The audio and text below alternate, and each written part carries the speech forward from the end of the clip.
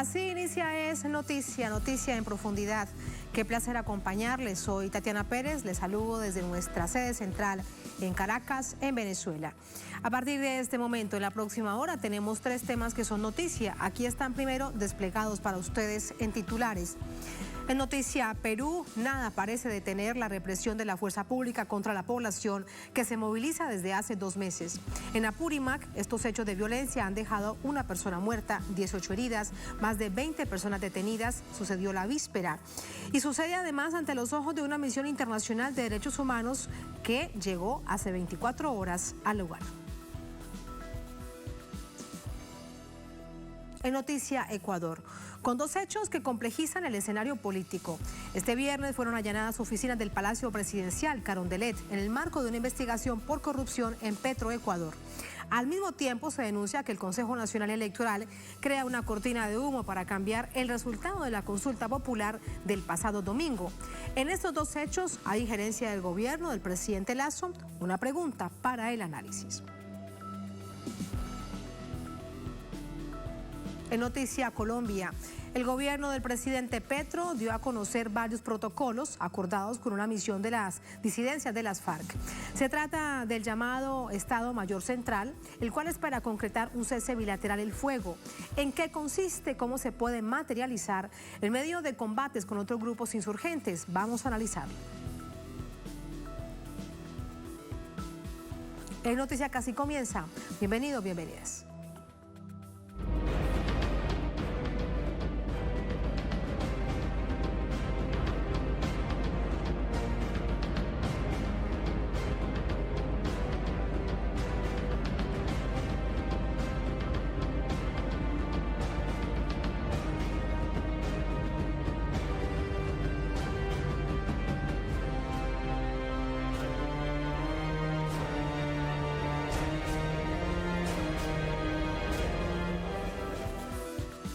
En noticia, Perú, en Apurímac, la tierra de Dina Boluarte, el abuso de autoridad ha registrado cifras lamentables en el contexto donde las fuerzas del orden actúan brutalmente contra la población, incluso en la presencia en estos distintos lugares del país donde hay organizaciones de derechos humanos, algunas de carácter internacional. Organizaciones de derechos humanos denunciaron que los excesos policiales de este jueves dejaron un muerto, varios detenidos y heridos, incluyendo a menores de edad, donde una niña de 11 y otra de 15 años resultaron con heridas de bala en la provincia de Apurímac. Este viernes se confirmó la muerte de Denilson Guaraca Vilches, quien se encontraba manifestando en Aymaraes. En cuanto a los detenidos, se encuentran 20 mujeres. La Asociación Pro Derechos Humanos manifestó que los mismos fueron llevados por la policía hacia Abancay y 2 de ellos hacia Cusco.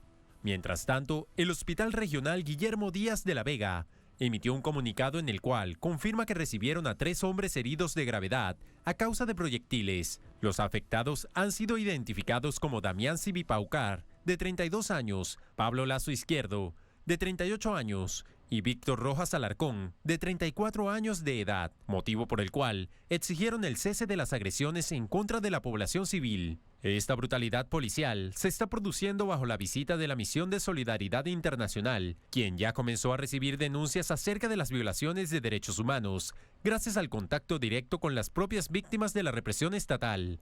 Este jueves, miles de personas salieron a las calles nuevamente a exigir la renuncia de Dina Boluarte, la realización de elecciones generales adelantadas y la convocatoria a una asamblea constituyente para cambiar la constitución fujimorista vigente desde 1993.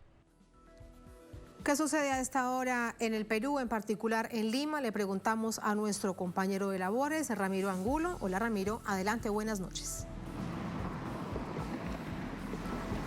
Hola Tatiana, muy buenas noches. En efecto, a estas horas, digamos, hay rechazo a las recientes declaraciones que ha hecho la presidenta designada Dina Boluarte, ya que, según ha señalado, viene promoviendo el desarrollo y la paz en el país, mientras que se ha confirmado un nuevo fallecido en Apurímac. Se trata, como le hemos venido informando, de Denilson Huaraca Vilches, un joven de 23 años. Hay que informar de que esta inconformidad, viene creciendo. Ya lo había dicho el ex asesor de la presidencia del gobierno, Raúl Molina, en que desde el Ejecutivo se está poniendo mucho énfasis en el orden, pero no se pone énfasis en el diálogo. Ayer también en Juliaca, Puno, se registraron 23 heridos, productos de los enfrentamientos que hubo en el aeropuerto Inca Manco Cápac, ubicado en el departamento de Puno. Hubo 80 detenidos también en la ciudad de Apurímac, de donde es originaria la presidenta designada Dina Boluarte. Las manifestaciones han continuado, como la que ocurrió el jueves, en donde han estado los miembros de esta misión de solidaridad internacional que vienen visitando varios lugares del interior del país para recoger testimonios de las víctimas y elaborar un informe para elevarlo a instancias internacionales. Hay que señalar que la represión ha continuado acá en la ciudad de Lima con muestras de fuerza, con la salida de cerca de 10.000 efectivos policiales en las inmediaciones del centro de Lima, un poco para intimidar a los manifestantes que en aquel día se movilizaron de manera pacífica. Tatiana, estos hechos lamentables siguen ocurriendo. Hasta el momento ya se registran cerca de 60 muertos en poco más de 2 meses desde que Dina Boluarte ha asumido la presidencia del país. Esa es la situación que contamos diariamente. Gracias por ello. Muy lamentable además que se sigan registrando muertes y también, como se ha denunciado, por ejemplo, en Apurímac, la víspera, Ramiro, niños heridos que se encontraban con sus familias en las calles. Vamos a analizar todo esto. Gracias, Ramiro. Buenas noches. Para ello nos acompaña Juan Grabois. Él es integrante de la Misión Internacional de Solidaridad y Derechos Humanos que llegó a Perú desde Argentina. Es miembro del Dicasterio para el Desarrollo Humano Integral de la Santa Sede, nos acompaña desde Lima. Es además abogado, experto en derechos humanos. Juan, bienvenido, muy buenas noches. Buenas noches, ¿cómo están? Un saludo para toda la audiencia. Muchísimas gracias. Han pasado ya más de 48 horas, Juan, desde que ustedes llegaban hasta Lima. Algunos de sus compañeros nos habían dicho previamente que tratarían de llegar a otras regiones del país para conocer de primera mano esto que está sucediendo. Sin embargo, la víspera, por ejemplo, vimos como en Lima la movilización convocada por centrales obreras y otras organizaciones fue multitudinaria. ¿Cómo lo evalúa usted? Nosotros, la verdad que en el poquito tiempo que estuvimos ya podemos, podemos ver el salvajismo que hay, ¿no? En la represión contra la población. Hemos tomado ya cientos de testimonios. Hay un estado de indefensión. Eso es muy feo. La gente se siente muy indefensa, que no tiene a quién recurrir. Entonces, cuando nos ve a nosotros con nuestros chalecos azules, estuvimos en la movilización y la gente nos pedía por favor que nos quedemos, que sentía que nuestra presencia era lo que iba a evitar que los repriman, que les hagan daño, que los maten. Y hoy que estuvimos en algunas sedes de organizaciones sindicales tomando denuncias, se llenaba de gente, ¿no? Eran cientos y cientos de personas que venían con sus actas donde se los acusaba de terroristas por hacer una manifestación pública en las redes sociales o por dirigir una organización de base de campesinos. Después, los familiares de los muertos, mucha gente que está aquí, que ha venido de las provincias a la manifestación, que tiene la idea de quedarse hasta que se le escuche su reclamo. Y en el día de la fecha hay una serie de grupos de compañeros y compañeras nuestras, abogados, activistas de movimientos sociales que están partiendo para las regiones más calientes, ¿no? La de Puno, la de Ayacucho, donde fueron bueno, la de Jarica, donde fueron las masacres, los asesinatos, y para tomar estas denuncias, porque la Comisión Interamericana de Derechos Humanos y otros organismos que han venido se alojan en los hoteles más caros y le dicen a la gente que vaya a esos hoteles a denunciar. La verdad que la gente tiene mucho miedo, no se quiere mover de las periferias, no se quiere, bueno, y así no se puede tomar noción de lo que está pasando, ¿no? Hay que ir a las provincias, que es donde están los muertos, hay que ir hay que hablar con la gente en los barrios, hay que hablar con los familiares, hay que garantizarles que no van a tener represalias y es el trabajo que nosotros venimos a hacer acá, más allá de nuestra evaluación general de la situación, que es, insisto, que hay un estado de represión contra los sectores más vulnerables, un racismo exacerbado y desatado contra las poblaciones campesinas e indígenas y una paralización del funcionamiento constitucional del país, ¿no? La- las garantías básicas del debido proceso y de, bueno, de todo aquello que se supone que tiene que ver con la República, que tanto proclaman quienes hoy están usurpando de alguna manera el poder público, no funcionan en Perú. Y una serie, porque lo hemos visto con el paso del tiempo, de violaciones de derechos humanos que se van sumando. De eso quiero preguntarle, después de escuchar este testimonio que lo veíamos más temprano. Esto sucedió, Juan, en Apurímac, donde, reiteramos, una persona murió, 18 heridos, hay 3 de gravedad. Y uno de esos heridos dijo que prefiero curarme yo solo, morirme. Estaba muy mal, decían que sus personas más cercanas que se estaba desangrando, porque si me llevan al hospital me van a meter preso 10 años, diciendo que siempre cuando salen a protestar lo señalan que son aliados al terrorismo, aliados a Sendero Luminoso, o que incluso están aliados a sectores desestabilizadores en Bolivia. ¿Usted cómo ve esta situación? Porque además es lo que sale directamente de las fuerzas propias del Estado. Bueno, es así, ¿no? Existe terrorismo de Estado acá. Terrorismo de Estado, terrorismo mediático y terrorismo judicial. Por eso, como ciudadanos de la patria grande latinoamericana, hemos venido acá a poner el cuerpo por la población civil pacíficamente movilizada eh, a la que no solamente la reprime y se violan todos sus derechos humanos, sino que hay una situación de discriminación rampante contra la mayor parte de la población que es indígena, que es humilde, que son trabajadores de la economía informal. Un despliegue represivo que de verdad parecían imágenes de los desfiles militares de Corea del Norte, ¿no? Y para amedrentar a la población, una cosa estrafalaria. Cuando en los hospitales los heridos se abarrotan, es decir, una cosa horrible, horrible.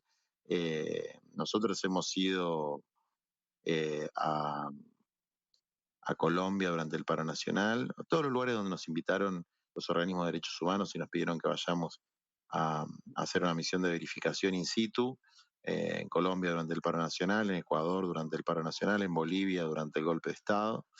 Y aunque hay muchas similitudes, acá, bueno, hay una cantidad de muertos particularmente alta, hay cifras oficiales de alrededor de 50, pero las cifras que tienen los movimientos sociales y organismos de derechos humanos superan las 70, hay personas desaparecidas, hay mujeres que han sufrido violación y abuso sexual, hay una práctica de disparar a la cabeza y al cuerpo con el armamento antitumultos, hay un hostigamiento no solamente a los dirigentes sociales y políticos que el régimen vigente considera opositores, sino lo más triste a sus familiares, a sus hijos. Es decir, hay una situación de terrorismo de Estado, digamos, ¿no? Y nosotros mismos ya empezamos a sufrir un poco el hostigamiento en los medios de comunicación.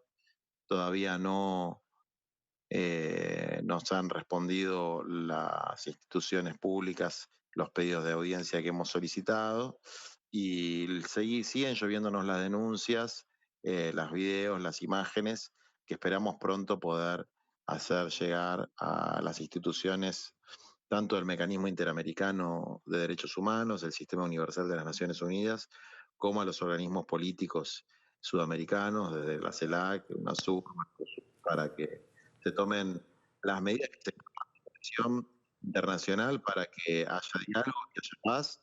Y la verdad es que efectivamente, como dijeron los manifestantes, creo que nuestro granito de arena durante el día de ayer ha sido poner el cuerpo para evitar que la represión se lleve la vida de alguien, que lastime a alguien, y tratar de darle visibilidad a algo que está absolutamente censurado por los grandes medios a nivel latinoamericano.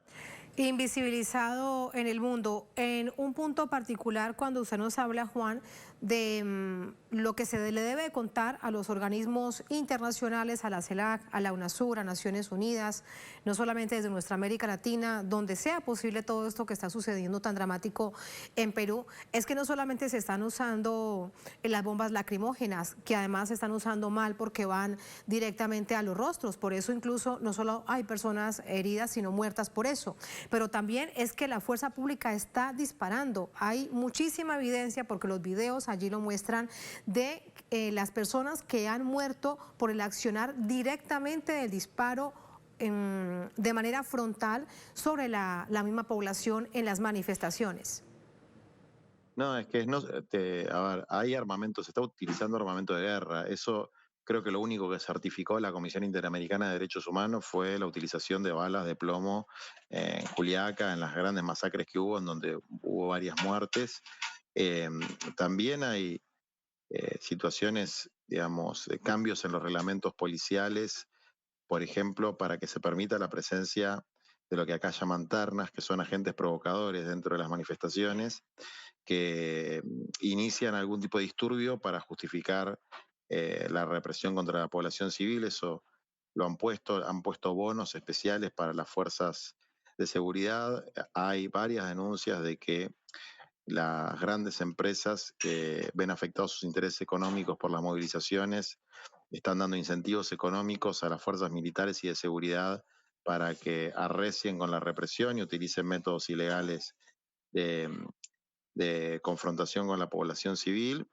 Y esto se da en el marco de, si se quiere, de la definición de los sectores de poder, de no permitir que haya un cambio social en la estructura socioeconómica de Perú, de no permitir el gobierno de un presidente humilde de una provincia electo por su pueblo, de extorsionarlo, encarcelando a su hija mientras él era presidente, acorralarlo, tenderle una trampa, llevarlo a tomar decisiones equivocadas para finalmente constituir un gobierno que prácticamente con la cara de la señora Dina es el gobierno de las Fuerzas Armadas, ¿no? Y de los grupos económicos. Entonces, es un poco este es el trasfondo eh, socioeconómico, político de la cuestión, que es parte de, es importante resaltarlo, porque aunque nuestra misión fundamentalmente verifica hechos objetivos, esos hechos objetivos no se pueden entender si no entendemos lo que pasó antes, y lo que pasó antes fue un hostigamiento realmente sin precedentes para derrocar con los distintos mecanismos híbridos que existen en este momento en América Latina, que se llaman guerra judicial, que se llaman lawfare, llamémoslo como querramos, pero que consisten en la supresión de cualquier gobierno que intente algún cambio social a favor de los sectores históricamente perjudicados por los monopolios. Parte de lo que se exige en las calles, y lo escuchamos hace 2 meses, el detonante fue la prisión para el presidente derrocado Pedro Castillo, es que salga Dina Boluarte, un gobierno de transición, que se cierre el Congreso, que se llame a elecciones generales justas, una Asamblea Nacional Constituyente. Esto es lo que hemos escuchado todo el tiempo. Y también se ha creado un movimiento por la liberación del presidente Pedro Castillo. ¿Han tenido la oportunidad de hablar con ellos, Juan? Nosotros estamos concentrándonos en hablar con los dirigentes de los movimientos sociales y las víctimas fatales, ¿no? Ese es el punto básico de nuestra misión. Sí, desde luego que hemos escuchado que esas son las demandas centrales de la población movilizada, que con independencia de la evaluación política que se pueda hacer del gobierno de Castillo, de sus acciones, se siente que en la humillación, la televisación, los insultos que ha recibido el presidente campesino, hay una humillación a los pueblos originarios y a los campesinos y a los olvidados de Perú. La siente una afrenta como propia. Luego aquí hay distintas posiciones en torno al presidente Castillo, pero lo que es claro es que la inmensa... Es una cosa extraña esto del pedido de cierre del Congreso, es un sistema muy distinto al que tenemos en otros países de Sudamérica, pero parece que por el diseño de la constitución de Fujimori, el Congreso funciona como una especie de quinta columna del sostenimiento del régimen conservador y neoliberal en este país, y que la constituyente que buscaba un país más federativo, con más participación de las regiones, que era la consigna central de la presidencia de Castillo, es constantemente boicoteada por quienes defienden el status quo. La necesidad de una constituyente que reconozca al conjunto de la población, no solamente a los sectores privilegiados de Lima, es el reclamo preponderante, y la inmensa mayoría de los movimientos ni siquiera pide que se llame a la constituyente, sino que se haga un referéndum consultivo a la población de si quiere o no la constituyente, es decir, que el pueblo pueda pronunciarse sobre si es correcto o no es correcto la constituyente. Lo cierto es que hoy hay un gobierno que no votó nadie, que está ejerciendo una represión pocas veces vista, por lo menos en las últimas décadas, en este país, y que las muertes de campesinos han empezado el día, digamos, a partir de la asunción de la señora Dina. Sí, Juan, usted nos decía que han solicitado audiencia con autoridades del gobierno designado, pero que hasta ahora no han respondido. ¿Qué harán ustedes para insistir en ese propósito? Porque todo esto es importante plantearlo también desde esa misma perspectiva. ¿Qué piensan hacer al respecto? No, nosotros, insisto, pedimos audiencia, nos recibió la Defensoría del Pueblo, que es una institución proautonómica.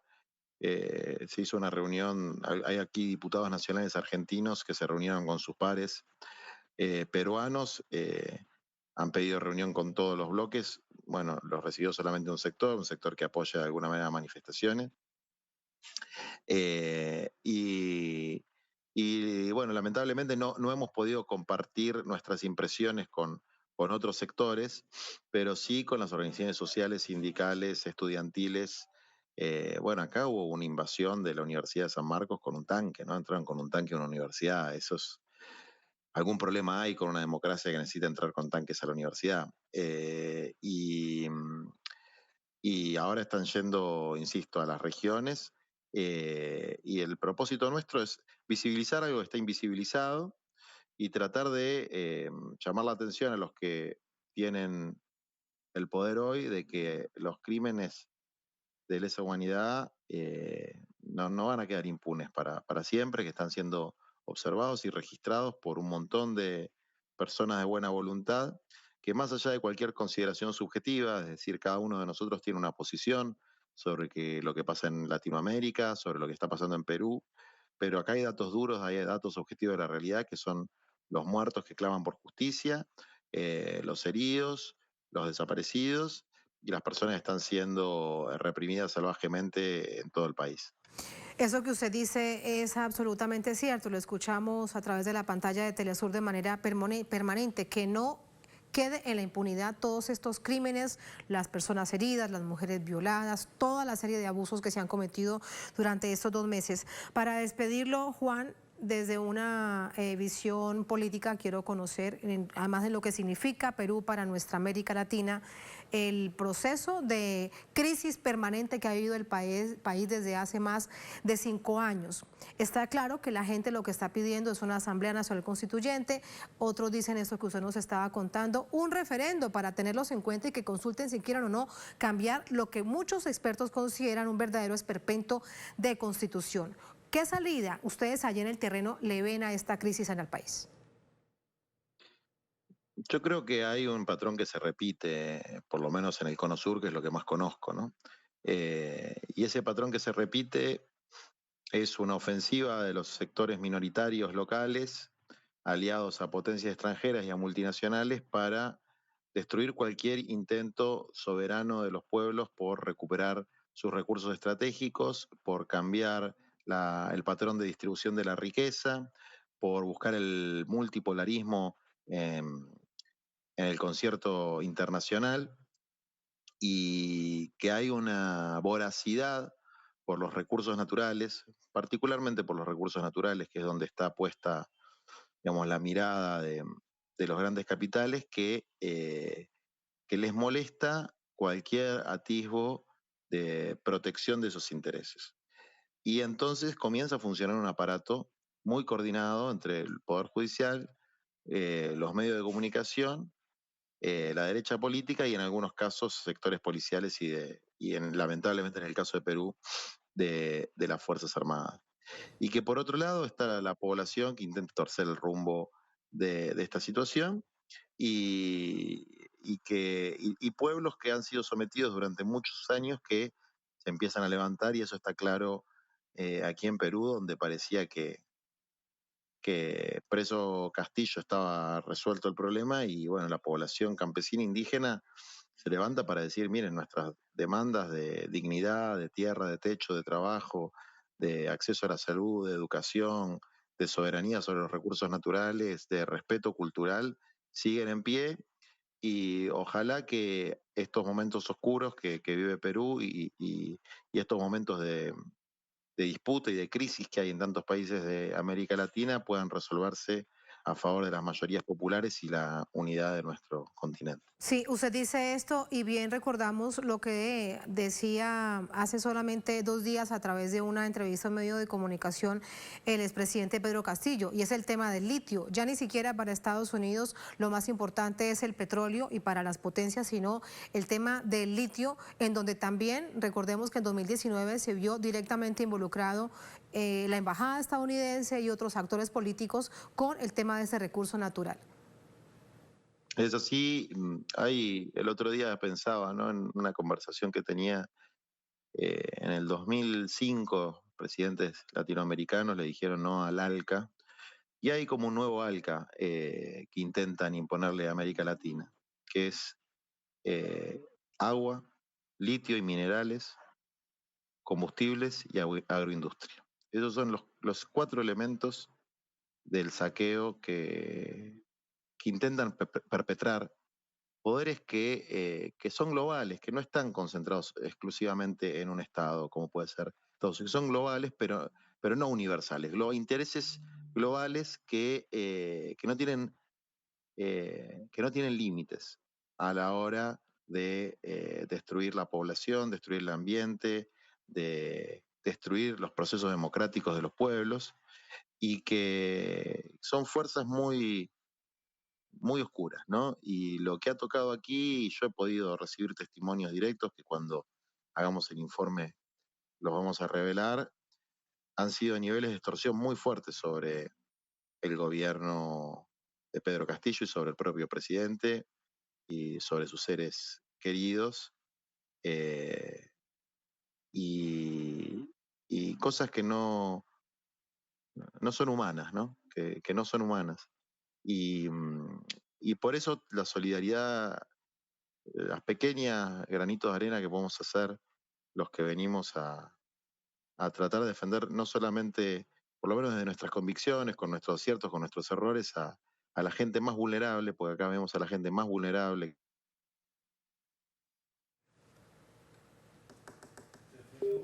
Convertir en una colonia el Cono Sur, y que nuestros pueblos tengan derecho al desarrollo, al progreso y a la felicidad. Todas estas personas vulnerables, todas estas expresiones en las calles de la Perú profunda, que ahora han decidido movilizarse, no solamente en sus regiones, sino irse hasta Lima, hasta la capital, en donde históricamente han denunciado que se les da la espalda, pues allí están y allí continúan. Juan, muchísimas gracias por ese análisis, por contarnos cómo va esta misión internacional de solidaridad, y quedaremos muy atentos al informe final que ustedes harán público. Muchas gracias, muy buenas noches. Gracias a ustedes. Hasta luego, muchas gracias. Así vamos a la primera pausa en esta emisión de Es Noticia. Al volver en Noticia, Ecuador, con dos hechos que complejizan el escenario político. Este viernes fueron allanadas las oficinas del Palacio Presidencial Carondelet en el marco de una investigación por corrupción en Petroecuador. Al mismo tiempo, se denuncia que el Consejo Nacional Electoral crea una cortina de humo para cambiar el resultado de la consulta popular del pasado domingo, que recordemos además en 8 preguntas ganó el no, se impuso el no. En estos dos hechos hay injerencia del gobierno de Lasso. Vamos a analizarlo al volver en Es Noticia.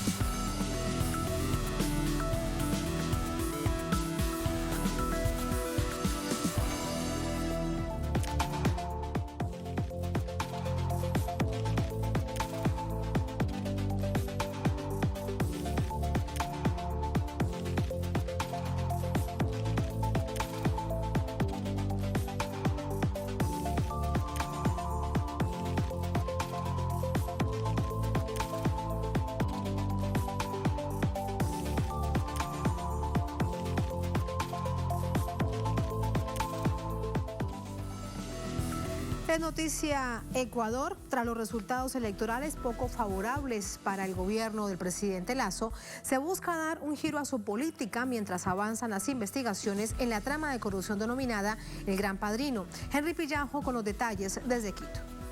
¿Qué está pasando en el medio digital La Posta ha continuado exponiendo audios donde se revelan más nexos de los funcionarios de gobierno como parte de una estructura criminal para cometer hechos de corrupción? Estas denuncias han causado impacto en las filas del presidente Lasso. Resulten los despedidos como Javier Vera, como Mauricio Kim, que lo echaron de Procuraduría, como Iván Correa, que ayer terminó siendo echado de Carondelet. Tras las nuevas denuncias de corrupción y el revés político con los resultados electorales, el presidente Lasso cambió a ministros y funcionarios cuyos nombres están involucrados en la trama de corrupción, denunciados en la investigación periodística denominada El Gran Padrino. La decisión de renovar mi equipo tiene el objetivo de fortalecer acciones, planes y proyectos para seguir construyendo un país mejor para todos. Los cambios ministeriales no convencen a todos por ejecutarse en medio de la crisis del gobierno de Lasso y sobre todo por los hechos de corrupción en las empresas públicas. Se puede refrescar el gabinete, pero el presidente sigue siendo el mismo. La actitud del presidente va a seguir siendo la misma. Ha sido la misma desde que llegó al gobierno y desde que empezó a gobernar para su burbuja y para su propio discurso. Al mismo tiempo, en la Comisión Ocasional de la Asamblea Nacional, que investiga el caso El Gran Padrino, se ha llamado a comparecer a implicados, expertos y a quienes se hace referencia en las denuncias de corrupción, así como también se cuestiona a la fiscal de la Nación por sus responsabilidades investigativas. Se han realizado 12 allanamientos, 315 solicitudes de requerimiento de información, 51 señalamientos de versiones, 7 autorizaciones judiciales y se han realizado varias incautaciones. Paralelamente, la Fiscalía realizó 7 allanamientos a los domicilios y oficinas de algunos funcionarios por un caso de corrupción en la estatal Petroecuador, acciones que forman parte del proceso investigativo en la trama de corrupción en las empresas públicas. Henry Pizarro, Telesur, Ecuador. Además, 4 días después de las elecciones, el CNE, elecciones regionales y consulta popular, el Consejo Nacional Electoral pide a la Fiscalía que investigue un supuesto centro paralelo de escrutinio en Guayaquil. El director provincial del CNE, es decir, allí en Guayaquil, responde que no existe tal central, que se trata de un juego sucio para vender la idea de fraude en la consulta popular. El vicepresidente del Consejo Nacional Electoral, Enrique Pita, aseguró que encontró un supuesto centro paralelo en la delegación de Guayas, donde se imprimían actas de reconteo no oficiales que favorecían al no en el referendo. Según Pita, el hallazgo se produjo la noche de este jueves durante una visita protocolaria para vigilar el proceso electoral. Se ha detectado que existe una área en la cual se están imprimiendo actas de reconteo que no son las que se generan precisamente en las mesas de reconteo, lo cual nos hace suponer pues que son actas falsas que buscan modificar la tendencia de cuál fue la voluntad popular. Ahora está esperando la Fiscalía. Lo sorprendente es que todas estas actas guardan relación con el referéndum y en todas la votación que constaba como mayoritaria es la votación a favor del no. El CNE solicitó a la Fiscalía iniciar una investigación sobre este hecho. La presidenta del órgano, Diana Atamaint, aseguró que no van a tolerar ningún acto de corrupción que apañe los resultados de las elecciones. No confirmó si habrá o no un nuevo recuento de votos. Este viernes, el director provincial del CNE de Guayas, John Gamboa, rechazó las acusaciones y aseguró que no existe tal centro de cómputo paralelo. Explicó lo ocurrido y aseguró que fue presionado para agilizar el escrutinio por las autoridades, que ahora intentan instalar la idea de fraude. Debido a la presión de las autoridades, no solo electorales, sino de otras funciones del Estado, por culminar este proceso lo más rápido posible y proceder a la notificación de los resultados, se modificó el procedimiento del llenado de las actas de recuento. Solicitud también realizada por el vicepresidente del Consejo Nacional Electoral, el ingeniero Enrique Pita, en mi despacho, junto con su equipo de trabajo y el presidente de la Junta Provincial, durante la visita de ayer a la delegación de Guayas, con el mismo fin, agilizar el procedimiento y entregar los resultados. Al enterarse el vicepresidente de que ya se estaba realizando aquello que él mismo pidió, pero que hasta ese momento no había contado con su presencia, decidió llamar a los medios de comunicación para contar otra historia, en la que ahora supuestamente se estaban imprimiendo actas falsas, con el objetivo de implantar la idea de un falso fraude. El funcionario manifestó que no permitirá que usen su nombre con fines políticos. Que se cuente si desean, porque todo está allí. Así como hay actas donde la tendencia es a favor del no, también hay cantones donde también la tendencia es a favor del sí, porque son las actas originales. Asimismo informo que me reservo el derecho de proceder legalmente contra quienes, en busca de beneficiar sus intereses políticos, hoy intentan mancillar mi nombre. Con el pedido de investigación del CNE, llegaron las reacciones de varios partidos políticos, como el Partido Social Cristiano, que a través de un comunicado exigió una urgente explicación que permita establecer si la denuncia es verdadera o falsa. Además, hubo una veloz reacción de un pequeño grupo de personas que salió a las calles en Guayas denunciando un fraude electoral. Allí los hechos, todo esto, lo ven ustedes, ha pasado durante esta jornada. Y así va nuestro análisis. Para ello nos acompaña Carolina Andrade, experta en temas de seguridad e inteligencia. Nos acompaña desde Quito, en Ecuador. Carolina, bienvenida. Muy buenas noches. Hola, muy buenas noches, Tatiana. Un gusto, como siempre, poder acompañarles. Muchísimas gracias. Yo no sé por dónde comenzar de esto, de escándalo en escándalo, pero si le parece, comencemos este análisis para conocer su visión de lo sucedido en los allanamientos en distintas oficinas de servicio público y una de ellas la Subsecretaría Jurídica dentro del Palacio de Carondelet. Lo primero que uno necesariamente se pregunta es, ¿el presidente debía estar enterado de lo que estaba sucediendo? ¿O es que detrás de todo esto el presidente lo habría pedido para que se giren las opiniones en este momento hacia este punto? Bueno, creo que hay un tema evidente que es de fondo, que es, han avanzado unas investigaciones muy serias alrededor del tema de corrupción en el entorno presidencial. Hay dos casos, en realidad, no solamente el tema del caso del encuentro que fue vinculado directamente con su cuñado, sino también está un caso específico vinculado al sector petrolero. Entonces, son temas que están ahí, que siguen avanzando, que tienen gran atención mediática, pero también tenemos un gobierno completamente agonizante. Perdió una consulta popular que fue presentada como una supuesta receta mágica a la crisis de seguridad. Y eso obviamente generó un revés en la legitimidad, en el apoyo del gobierno, que además se suma a un apoyo, un rechazo a la derecha liberal y conservadora en el país, que perdió muchos espacios en los territorios y un avance del progresismo en sus diferentes corrientes. Sí, y esto entonces nos lleva al otro tema, al del Consejo Nacional Electoral. Lo que ha sucedido en Guayas, en Guayaquil, una de las ciudades más importantes del país, el representante del CNE en esta ciudad dice que todo esto es un intento de instalar la narrativa de fraude por parte de las principales autoridades del CNE que están en Quito. ¿Qué cree usted que es lo que está sucediendo?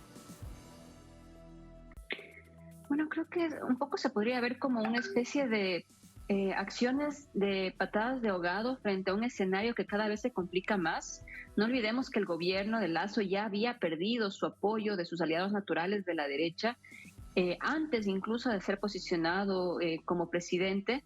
Un gobierno que es totalmente inepto, por decirlo menos, en cuanto a la conducción de las políticas, no ha podido abordar los temas básicos de la ciudadanía, incluso temas que sus propios aliados le han criticado, que es el tema de la seguridad. Entonces miramos cómo dentro de todo este descalabro, esta desorientación, esta reacción permanente, una reacción muy torpe, donde siempre se está de manera reactiva actuando frente a los hechos que suceden.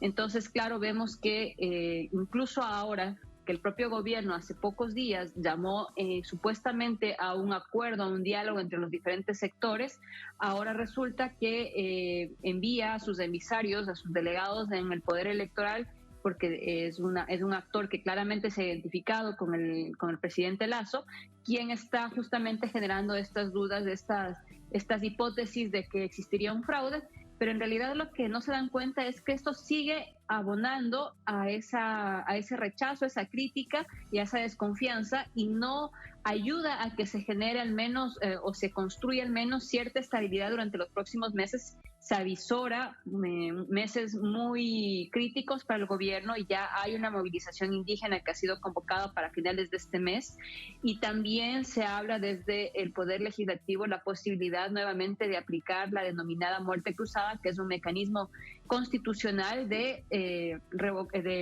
destituir al presidente y de disolver la Asamblea para hacer un nuevo llamado a elecciones durante los próximos 6 meses. Entonces hay varios elementos que están ahí, incluso me parece que hoy, anteayer, también se dio paso al pedido de revocatoria de mandato, que es otro mecanismo constitucional que ha sido promovido por ciertas organizaciones sociales para buscar recolectar firmas y poder pedir ante el órgano electoral, o sea, activar otro frente de pedido de revocatoria. Sí, Carolina, con respecto a esa supuesta oficina paralela de conteo de votos en Guayaquil, lo que es bastante extraño es que, aunque avanzaran las investigaciones con respecto a ello, la propia presidenta del CNE dice que el resultado no cambia, que el resultado es exactamente el mismo, las 8 preguntas, gana el no sobre el sí, incluso en la primera pregunta donde habrían algunas dudas, esto ya es así. Así que ¿para qué lo habrían hecho? Es realmente muy extraño. Cuando usted dice son patadas de ahogado, pero hacia dónde quisieran ir esas patadas de ahogado, porque resulta bastante complejo de entender. La verdad es que al principio los análisis le buscábamos cierta racionalidad a los hechos del gobierno, pero cada vez nos damos cuenta que no carece de un orden, que es totalmente un cúmulo de improvisaciones, un cúmulo de ideas desde diferentes actores y sectores que están en el entorno presidencial, que terminan desembocando en este caos institucional que vive el país. No tiene ningún sentido que eso se active, incluso para favorecer a la propia tesis del gobierno, que sería que el sí haya tenido una ventaja más importante en la provincia del Guayas. Tampoco tiene ningún sentido, porque ya en la provincia tuvo una ventaja leve sobre la otra opción, pero no compensa en ningún momento una votación nacional. Tampoco tendría sentido el tratar de opacar con esto los sucesos de corrupción, porque son varios los sucesos de corrupción que se han dado en el caso Encuentro, pero también en el tema petrolero. Y además que la gente ya es un ambiente generalizado de rechazo, incluso en los propios sectores de las élites, de los sectores que apoyaron a Guillermo Lasso, se encuentran cansados porque se dan cuenta que el país está en una incertidumbre, incluso reconocida por organismos como JP Morgan, que dicen que probablemente el presidente Lasso no cumpla o no termine su periodo de gobierno, lo cual genera impacto también en ciertos sectores económicos del país. Entonces, todo este caos no podemos encontrarle una racionalidad real, porque realmente lo que nos ha demostrado durante los últimos meses es que es un proceso de cúmulo de improvisaciones que no responde a ninguna lógica, ninguna estrategia, ninguna acción concertada, sino realmente es una especie de intereses que cada uno en este momento está buscando jalar por su lado, que busca de alguna forma lograr algo o sacar algún pequeño capital político social que pueda ser rescatable frente a un gobierno que está cada vez más agonizante. Todo esto es, bien usted lo dice, un verdadero caos y resulta complejo de entender. Por último, Carolina, volviendo al tema del allanamiento de oficinas, una de ellas dentro del Palacio de Carondelet. Diríamos entonces si esto es parte de una investigación que está avanzando con todos los actores que están implicados. ¿Hay una parte de la Fiscalía totalmente seria que no está cooptada por el gobierno?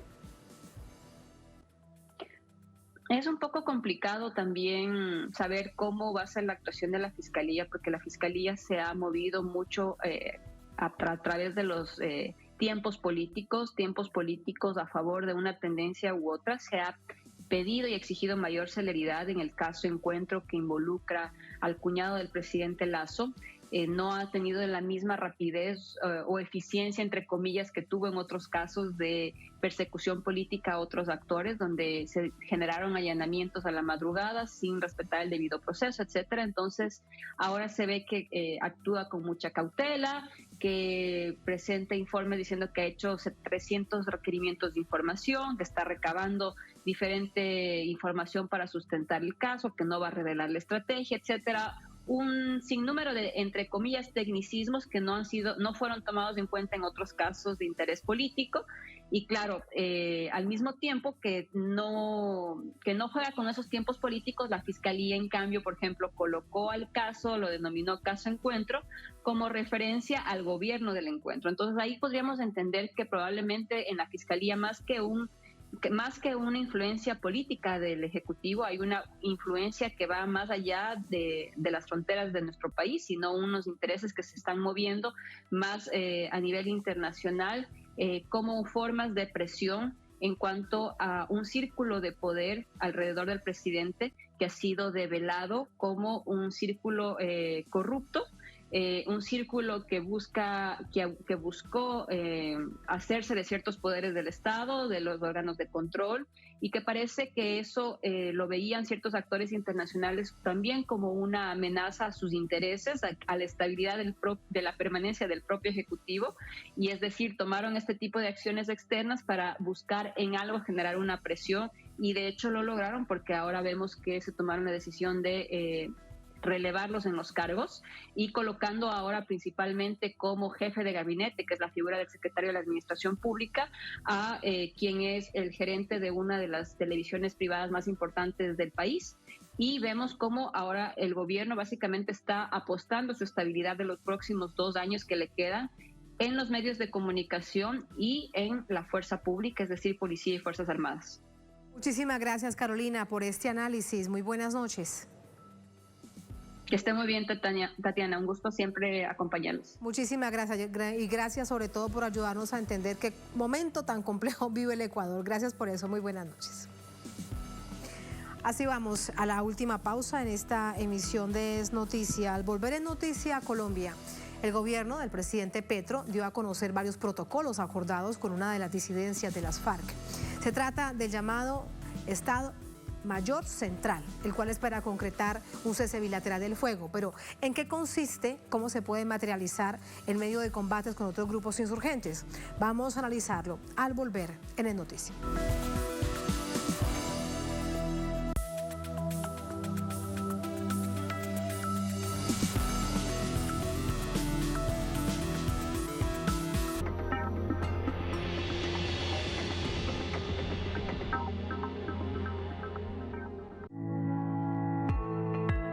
Y por eso es que ahora somos más resilientes. Creo que ahora esta pandemia nos dejó muy resistentes, nos fortaleció. Y bueno, si pudimos con esta pandemia, que no podamos con lo que venga. Entrevista con Aísa García, desde Guía tu Cuerpo. Sábado, solo por Telesur.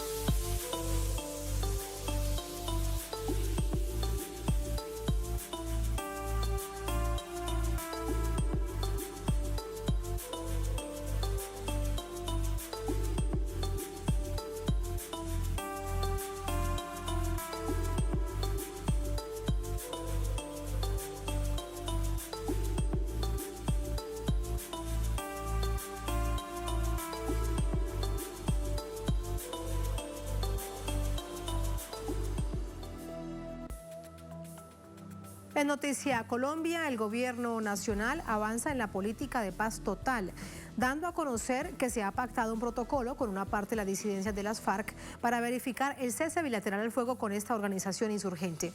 Esto permitirá avanzar no solo en el diálogo, sino en el desescalamiento de la violencia en los territorios más afectados. Nuestro corresponsal Hernán Tobar nos cuenta. El gobierno nacional comunica que se pactó una serie de reglas y mecanismos de veeduría, monitoreo y verificación de la suspensión de las acciones armadas entre la fuerza pública con el Estado Mayor Central de las disidencias de las FARC. Pasos claves para avanzar en el desescalamiento del conflicto y el diálogo con este grupo armado. Todo el marco del cumplimiento del protocolo, los mayores beneficiarios son los territorios en donde hace presencia el Estado Mayor Central de las FARC. Hay comunidades muy diversas asentadas, pero sobre todo, y esto es una parte muy importante, la prohibición del tránsito y permanencia del grupo armado en cabeceras municipales, en los corregimientos, en las inspecciones de policía y vías primarias, pues obviamente beneficia en su conjunto a la población civil que, digamos, va a sentir en el día a día menos tensión por la confrontación armada que se venía presentando. Analistas del conflicto y paz en Colombia sostienen que por la cantidad de hombres con los que cuenta esta disidencia y la presencia que ejercen en un amplio territorio nacional, es extremadamente importante la incidencia que tiene no solo el cese bilateral, sino la puesta en marcha de los protocolos para tener herramientas que constaten la influencia que esta estrategia tiene para y en los territorios. El Estado Mayor Central de las FARC es el grupo disidente más grande del país. Tenemos registrados de la Fundación Paz y Reconciliación, que tiene una presencia en 119 municipios. El Estado Mayor Central se ha centrado en unas zonas del país estratégicas para ellos, como ha sido el departamento del Cauca. En el departamento del Cauca operan ahí a través de lo que se conoce como el Comando Coordinador de Occidente.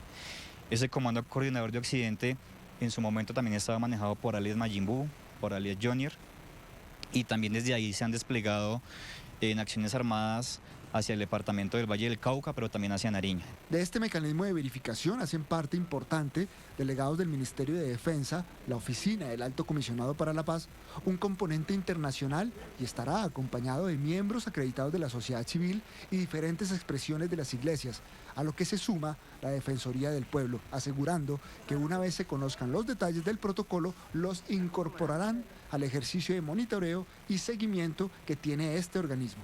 Reiteramos el compromiso de la Defensoría del Pueblo para acompañar todos los esfuerzos de paz que viene impulsando el gobierno del presidente Gustavo Petro, y reiteramos el llamado a los grupos armados ilegales a frenar cualquier acción que afecte a la población civil y a dar muestras genuinas, claras e inequívocas de paz. El éxito de este protocolo, argumentan analistas, está relacionado con el logro operativo y táctico. Se trata justamente de cesar la presencia territorial y la confrontación armada en las regiones. Por ello, es clave que no solo estén las partes involucradas en la negociación, sino que haya presencia de terceros, que no hacen parte de la misma, para resolver posibles situaciones que estén retando el cumplimiento de dichos protocolos. Hernán Darío Tobar Gaitán, Telesur, Bogotá, Colombia. Así vamos con el análisis. Para ello nos acompaña Carlos Medina Gallego, es analista político en temas de paz y guerra, profesor universitario, nos acompaña desde Bogotá, en Colombia. Profesor Medina, bienvenido, buenas noches, ¿cómo está? Muy buenas noches, Tatiana, para vos y para todos los amigos de Telesur. Muchas gracias. ¿Será posible avanzar en un protocolo que sea cumplible, que tengan este compromiso, este sector disidente de las FARC? Ahora le voy a preguntar por qué hay otros, pero este en particular, que como veíamos en el informe de Hernán, tiene presencia importante en varios departamentos del país, sobre todo pensando siempre en los territorios y la necesidad de paz de estos espacios. Es una apuesta que viene haciendo el gobierno del presidente Petro en torno a la idea de la paz total. Es indiscutible que poder llegar a unos acuerdos para callar las armas en estos territorios es de suma importancia en el marco de esta propuesta. Poder formularse un protocolo que detiene y desescala el conflicto armado, establece una especie de cese al fuego y de cese a hostilidades, va a llevar a los territorios un concepto de tranquilidad y de paz que le permita sortear las dinámicas específicas de los conflictos allí, en un marco en el cual la participación de la sociedad juega un papel importante y la presencia del Estado igualmente.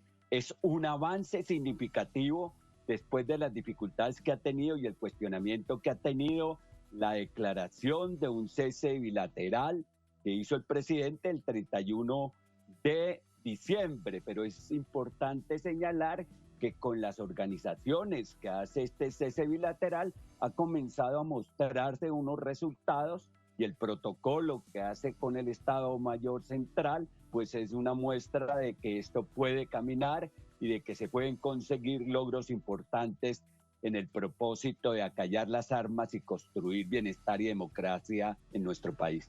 Profesor Medina, lo ponemos en el terreno de operaciones. En Colombia no solamente operan grupos insurgentes como esta disidencia de las FARC, hay otras disidencias, hay presencia del Ejército de Liberación Nacional, grupos criminales directamente ligados al narcotráfico y por supuesto el Ejército. Se realiza este protocolo para avanzar en un cese al fuego de carácter bilateral entre el Estado colombiano, el Ejército y este grupo disidente de las FARC.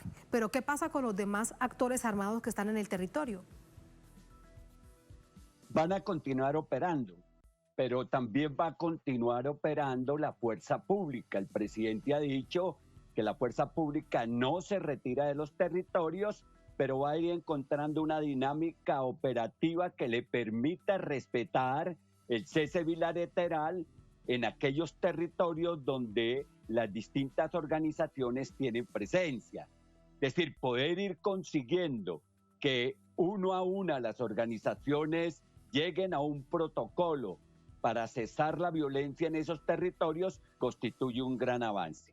Hay una preocupación indiscutible del Ejército de Liberación Nacional para que no sea metido en este paquete en el cual se llega a un cese bilateral de manera indiscriminada con organizaciones de todo tipo, pero hay un reconocimiento de que este Estado Mayor Central de las FARC es una organización armada que tiene un contenido político y que seguramente durante el desarrollo del protocolo, las reuniones que se van a hacer en la segunda quincena del mes de febrero, van a contribuir a ir marcando una ruta para la terminación del conflicto con este sector de las disidencias de la FARC, que es distinto a las otras formas de la presencia de organizaciones ilegales en distintas partes del territorio. Como hay un fuego cruzado, no resulta fácil para el Estado poder controlar la totalidad de los grupos armados y llegar a un acuerdo bilateral con uno solo de las organizaciones. Este es un reto que va a tener que superar el gobierno y para eso necesita el acompañamiento de comisiones verificadoras, de seguimiento de los protocolos y de acompañamiento en terreno. Y eso es parte fundamental de lo que es establecerse hacia adelante. Después del 13 de febrero, cuando el gobierno a través de sus delegados se encuentra de nuevo con el Ejército de Liberación Nacional, profesor Medina, que en esta oportunidad será en México, el país que además los acoge a ambas delegaciones, uno de los temas centrales será cese bilateral del fuego. Lo que sucedió en diciembre tiene distintas hipótesis, pero ya lo que han dicho es hay que pasar la página y avanzar. ¿Qué se necesita entonces para que se logren protocolos certeros de cese bilateral del fuego entre el Estado colombiano y el ELN? Bueno, las conversaciones que se inician el próximo 13 de febrero en México son muy importantes. Primero se logró superar el impasse y el ELN impuso el criterio de que cualquier cese al fuego debe ser un acuerdo bilateral. El ELN ha hecho una reflexión de 4 años, que fue el periodo en que estuvo parado el proceso de negociaciones y que ellos estuvieron en La Habana, porque durante el gobierno del presidente Juan Manuel Santos estaban a punto de firmar un cese al fuego bilateral. Entonces el ELN ha evaluado lo que fue el cese bilateral con ellos durante el gobierno del presidente Juan Manuel Santos y lo de que puede llegar a ser un cese bilateral al fuego en un escenario de la conflictividad como el que tiene Colombia, que no es fácil por la cantidad de actores armados. Ese tema es un tema fundamental. Yo pienso, y lo he señalado en las sugerencias que he dado a la mesa de conversaciones en México, de que ese cese al fuego bilateral debe darse precedido de un desescalamiento del conflicto que garantice que puedan las poblaciones ir encontrando el camino del segundo punto de la agenda, que es el de la participación de la sociedad civil. No se puede participar con tranquilidad en unos diálogos de paz si no hay un cese al fuego bilateral. Desescalar el conflicto es crear las condiciones humanitarias y políticas para que se puedan dar los diálogos. Yo espero que en las conversaciones de este segundo ciclo se pueda avanzar, si es posible, en la definición de un cese bilateral, pero si no es posible, ir avanzando en el desescalamiento del conflicto, en la humanización del conflicto, en la declaración de acciones humanitarias en los territorios para que la población pueda adquirir una dinámica de participación, que es lo que el ELN le ha propuesto a la mesa de conversaciones. Muchísimas gracias, profesor Medina, por este análisis. Muy buenas noches y buen fin de semana. Muy buenas noches. Todo por la paz de Colombia. Gracias, hasta luego. A ustedes gracias por habernos acompañado. Ponemos punto final a esta emisión de noticias. Nos encontramos el próximo lunes. Que tengan todos y todas buen fin de semana. Será hasta entonces.